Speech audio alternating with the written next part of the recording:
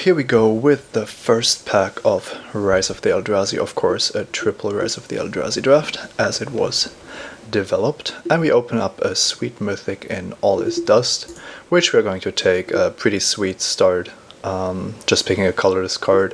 Of course, it gets better if you have a lot of spawn tokens and Eldrazi, but I suppose a somewhat non-symmetric Wrath effect is a good pickup to start with. We are passing Yoraga, Tree Speaker, and Overgrown Battlement, so two of green's best commons, and green is the color that I like to pair with the Eldrazi the most, so we might be sending mixed signals here, or just head into some other color, potentially supporting All This Dust or not. You also have cards like Emrakul's Hatcher that make the casting cost of all This Dust really sweet.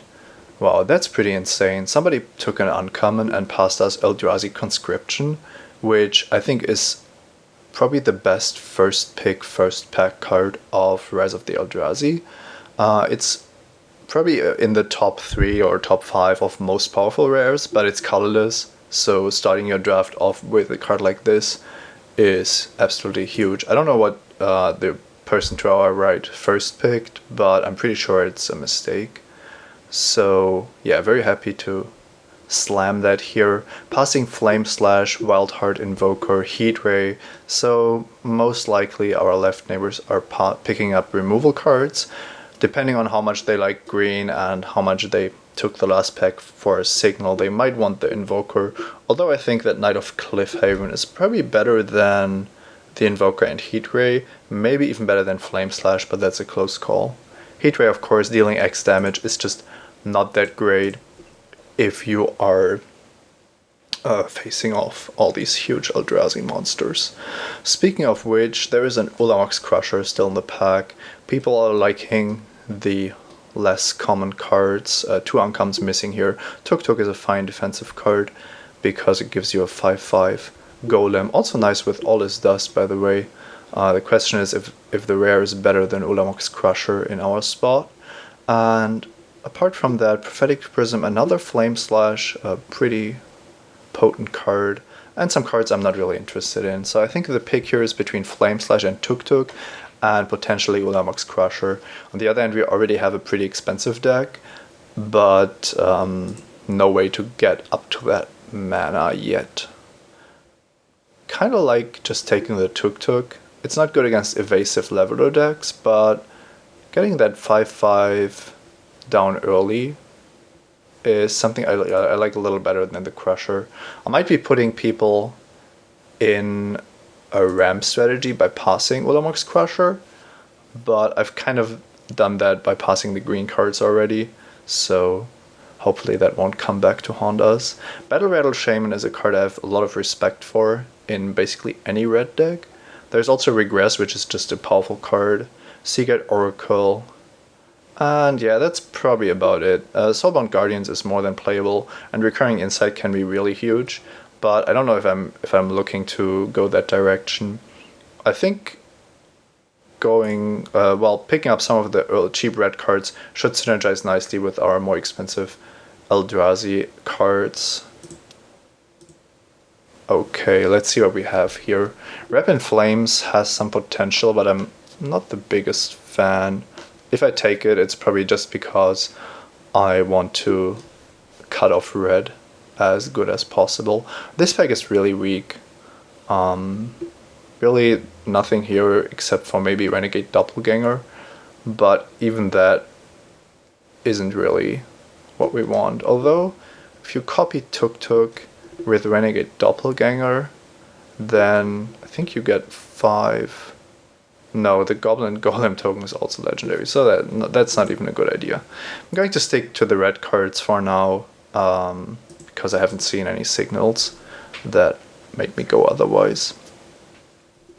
The quality of the packs is definitely a lot lower than it was before, so we should keep that in mind. There is an Alcom Boulderfoot, and that just deals 1 damage while being a 4/5. Not the greatest late game you can have, but certainly playable. Warmonger's Chariot is for the wall deck if you want to go on the offensive. Then there is Bloodthorn Vampire, which works nicely in a spawn heavy black-red deck. I'm going to stick to red for now because the power level just doesn't warrant switching into anything yet. Goblin Arsonist might be a fine card to have as another early card. Let's see what the other cards do. This is basically protecting a permanent, and we can protect something like Eldrazi Conscription, but that seems like a very fringe use. Inatu Golem, not very interesting. I think Repaying Kind is probably the strongest card here because you can just kill people out of nowhere. Question is if that's really good enough or if that's what we want to be doing. I think I like the Arsonist better, making sure that we are the red deck and we are going to be able to pick up the red cards from the left. I don't like Hand of Emrakul, I think it's pretty weak. We also don't have any spawn generation yet, so pretty easy to pass that. And Il Umbra Zofshade, just not very interesting. I'm going to pick Keening Stone. It's actually pretty powerful mill card and definitely underrated a little bit. We don't really need more of these early cards, but Valakut Fireboard could be a nice main deck card for us. Don't really see putting like 3 spawn tokens into play high up on our list, so just taking some more red cards. Spawning Breath is a nice pickup. Apart from that, Alpha Guardhound and Ikirel Outrider are probably the strongest cards, but nothing to get too excited about. This is interesting. Gloomhunter would be very playable, and Shrivel is very good against us from what we can tell so far. I don't really want to play against Shrivel, but on the other hand, I'm not going to play it myself, so I'm going to take the marginally more playable card for us. And I think these picks probably won't matter too much. Gravity Well looks like it's a lot more playable than Contaminated Ground. And most likely we are just going to hide these other cards, and then we are trying to be red and see what happens. It also seems to be the case that green is getting cut pretty hard, which is something that we had to expect after passing that first pack, but also when you consider that this format is just here for a very short time on Magic Online, and people know about the Eldrazi and they want to ramp them out and make sure that they have fun with all these expensive cards. So it's not really surprising that green is somewhat overdrafted. If anything, I would have expected green and the Eldrazi to be overdrafted, which is why I was very surprised to see Eldrazi Conscription. Second pick. Here I'm going to slam down Splinter Twin. We don't have any creature yet, which makes it absolutely broken, but just putting copies of Battle Rattle Shaman, Valakut Firebore, or Akum Boulderford into play is more than sufficient, and even just having the potential to copy any creature is usually worth the investment of 4 mana, even though it runs into removal a little bit. Okay, Magma. The beats just keep on coming. Magma is very, very good. Damage doesn't stack anymore, but the fact that there's so many cheap creatures that don't have much utility when the game goes longer makes Magma absolutely brutal. It's better than Heat Ray, and I would say easily the best card in this pack. Okay, I'm going to hide the white, green, and black cards we've picked up so far, or let's keep the Gloomhunter because we don't know how things are going to develop. But so far, we basically are completely open with regards to our second color. Momentous Fall is a nice way to get some value from a large creature that you already have, but our main problem is going to be to get to that point, so I'm not interested in that.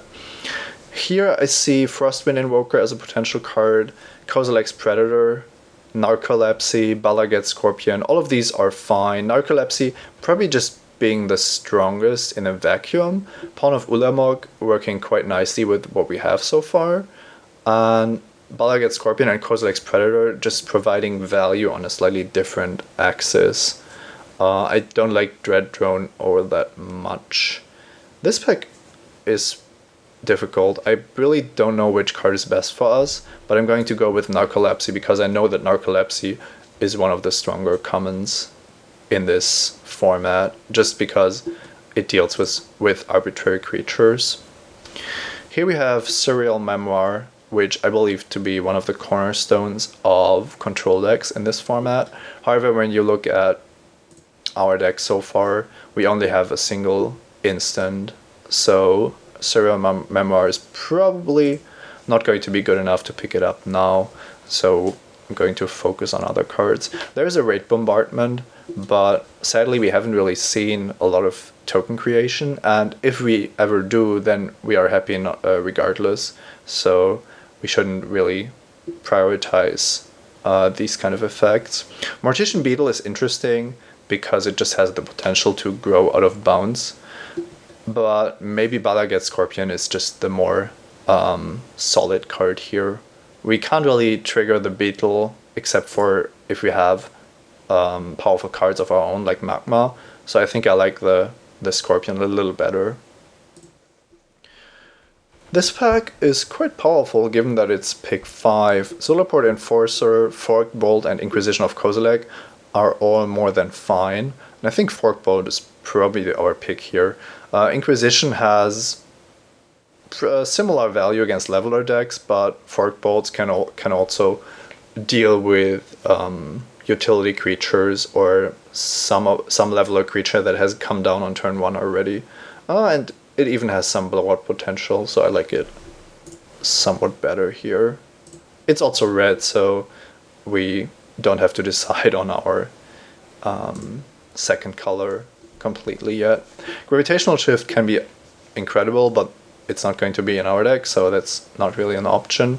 Trader's Instinct looks quite interesting, given that this format has so many huge monsters, and we have at least one way to sacrifice a creature already. The alternative, Skittering Invasion, I'm not really interested in that. And a second Balaget Scorpion. Now that's actually an argument, because there just are a lot of good creatures that have low power or start off with a low power, so a second one of these certainly wouldn't be bad, given that we have a Splinter Twin also. I think I'm going to take it. I would like the Trader's Instinct, but I don't think that our deck is aggressive enough for that. Okay, I don't know what's happening here, but Enclave Cryptologist probably shouldn't be here, and I'm also surprised to see a late Echo Mage. So the question is, are we just going to take one of our cards in our colors, with the Gloom Hunter potentially just qualifying as well, or do we take the Cryptologist? Given that we have 2 Balaget Scorpions already, I think it's more likely that we are going to end up in black-red than we are going to end up in red-blue. And I don't want the Cryptologist in a deck with that's lacking a sufficient amount of blue to make sure that we can level it even if we draw it later. So I'm going to take the evasive card here. I think Gloom Hunter is sufficiently better than the red alternatives in that pack. Let's see, here we have another 4-drop, which we don't really want. Ogre Sentry is interesting as a cheap defender, but Zulaport Enforcer might be better, but that's a pretty close call. Looking at our curve, I think I would like a 2-mana defender, somewhat more than a 1/1 that only turns into a 3/3 on turn 4, which is where we have a lot of things to do already. Having Defender isn't like great for our main plan, but we have a good late game from what things are looking at right now, so I'm not unhappy to pick up an Ogre Sentry. And with the same argument, I'm just going to take another one. Now, Pathrazer of Ulamog is just too expensive. 11 mana isn't something that we are going to be able to support. The question being, do we just take it anyway because it's in our colors, or do we take Totem Guide Heartbeast? Now, the Heartbeast gets an aura card out of our deck, and we already have Splinter Twin and Eldrazi Conscription, and that's just too much value to pass up on. And a third Balaget Scorpion is probably better than Pawn of Ulamog, because when it's good, then it's also good in multiples, and otherwise we can just board it out. Pawn of Ulamog is okay, but not prioritizing Eldrazi spawn at this point. Demystify might be a card to board in. And this is shaping up quite interestingly. I don't want to say it's insanely powerful, but we definitely have a nice power level when we look at our average card, basically. Even Ogre Sentry not being a bad card, just not very exciting. And Totem Guide Heartbeast potentially getting Eldrazi Conscription is very, very interesting. Now, there is another Forked Bolt, which is quite interesting because we already have so many cards that deal with small creatures in the form of Forked Bolt and 3 Balagate Scorpions, in addition to Spawning Breath and Rapid Flames, which we probably won't all be able to support, that picking up another Forked Bolt might not be what this deck wants.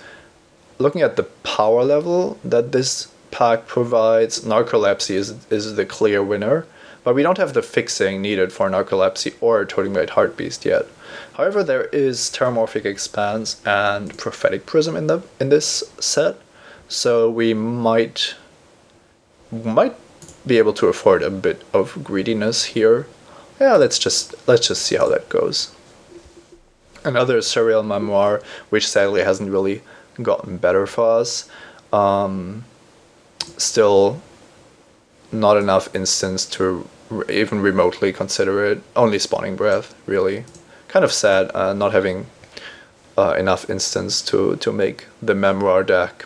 I won't have many chances to draft this set, so of course I would have been happy to draft this strategy. There's a Mnemonic Wall, which suffers from a similar problem that the Memoir does, and that means it's definitely better to look at Vendetta as the black option, and then, well, what is there really? Kiln Fiend, Lava Fume, Invoker, Traitor's Instinct don't really compete with Vendetta on when it comes to power level. So yeah, just picking the best black common here has to be a good idea.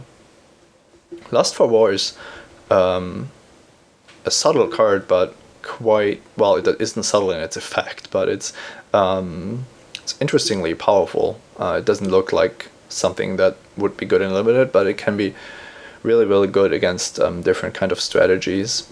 Core Spirit Dancer and Oust I like, but there is a Prophetic Prism, and I think we're just going to take it to support our somewhat greedy mana base up to this point. We can still table one of the other cards, and we aren't really lacking playables at this point. It's a pretty interesting pack, given that there is Overgrown Battlement and Pelakka Worm still in the pack, but of course that's the color we definitely aren't, so it's just another Prophetic Prism for us. And here we could look at green once more now that we have 2 Prophetic Prisms. There is also another Totem Guide Heartbeast, which is solid in regular decks, but pretty insane in ours. So I think it's just so much. It's just better than Oust or Kana Cutthroat that we just have to take it. We have 2 insane auras in Splinter Twin and Eldrazi Conscription, and we can also catch the splashed Narcolepsies. So Totem Guide Heartbeast definitely high up on my list. Here I like Skittering Invasion a little more than Shrivel, I think. Potentially Shrivel could be a card that we board in, whereas Skittering Invasion probably won't make it, but Skittering Invasion does some insane stuff which we probably don't want to face.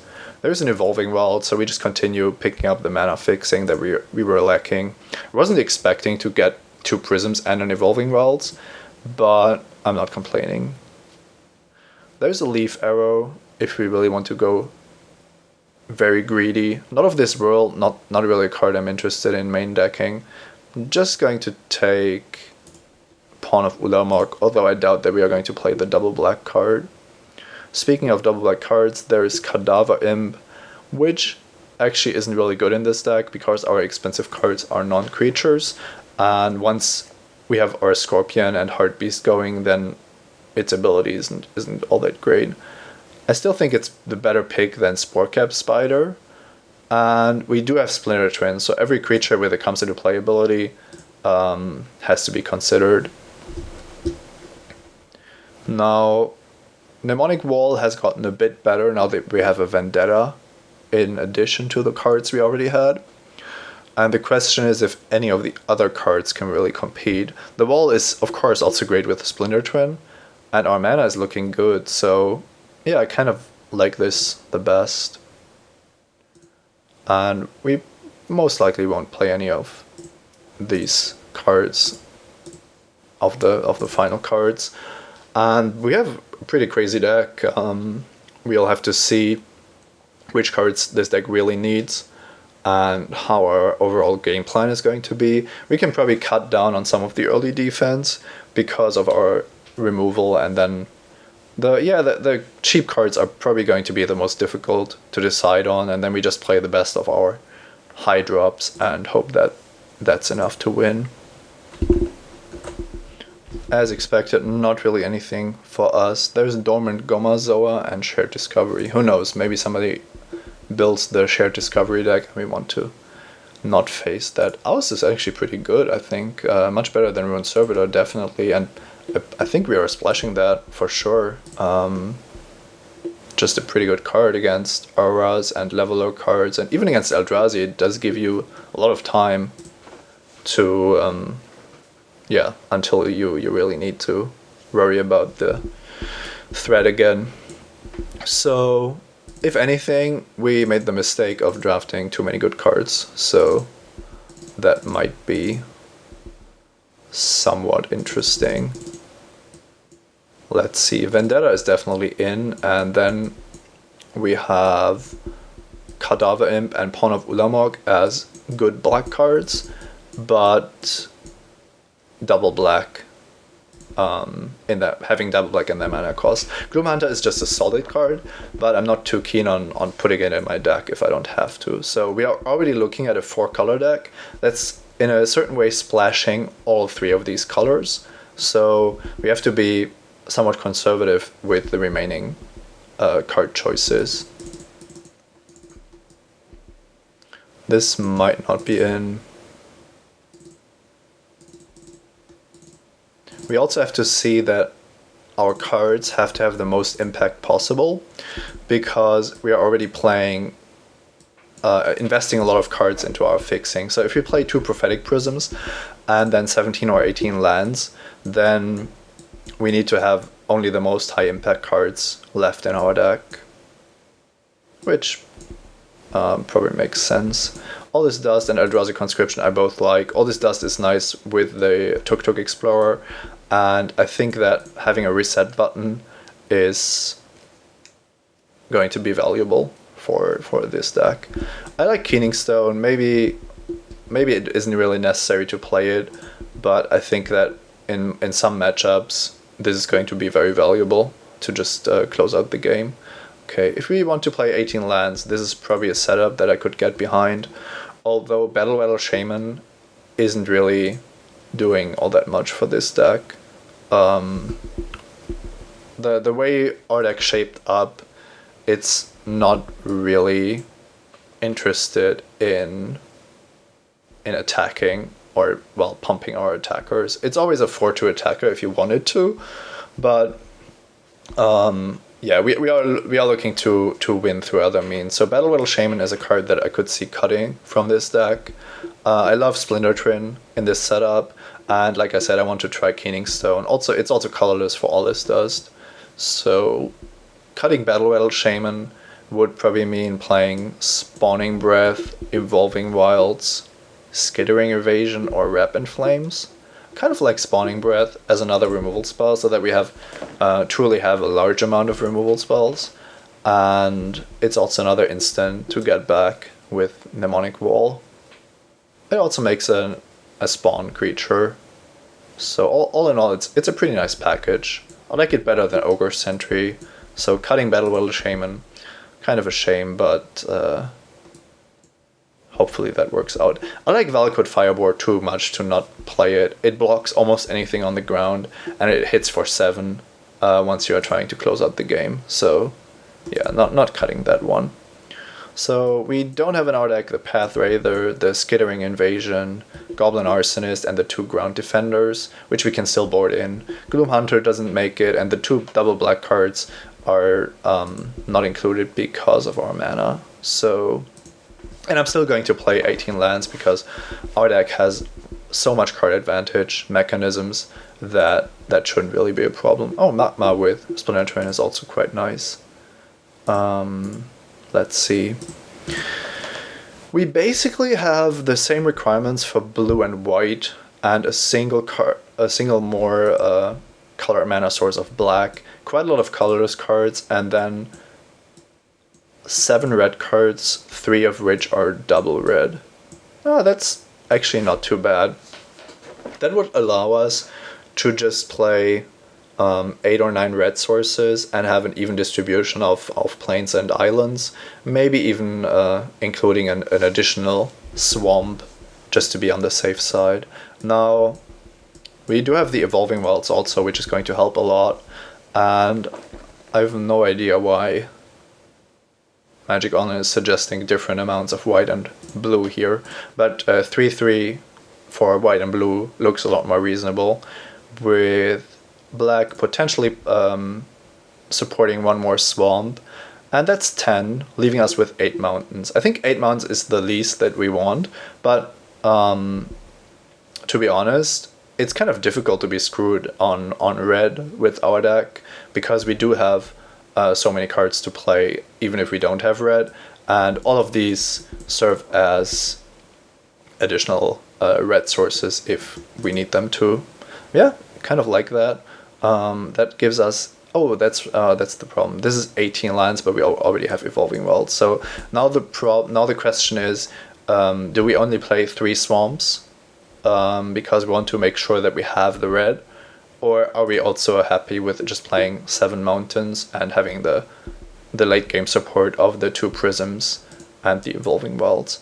I think I'm fine with 7 mountains. The more other basic lands we play, the more likely we already know what to get with Evolving Wilds, or to the more likely we are to just draw into our colors naturally. We still have twice the amount of mountains than the other off-color splashes.